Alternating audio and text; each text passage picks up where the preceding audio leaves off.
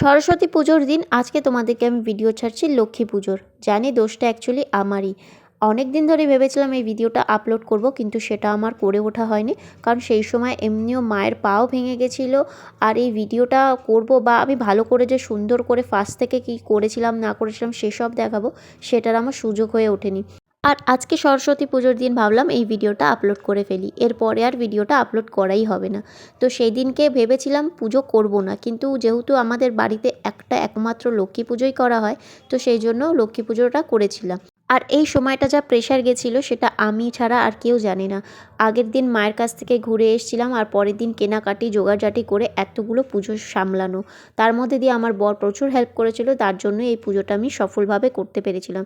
সাথে অনেক সুন্দর রান্নাও করেছিলাম, ওখানে ছিল খিচুড়ি, পায়েস, নাড়ু, আরও নানা রকম বেগুন ভাজা, আলুর দম, অনেক কিছুই করা হয়েছিল।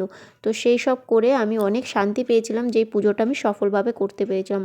আর এই হচ্ছে আমার লক্ষ্মী প্রতিমার মুখটা, তোমরা নিশ্চয়ই দেখেই নিয়েছো, আর কেমন হয়েছে অবশ্যই জানিও।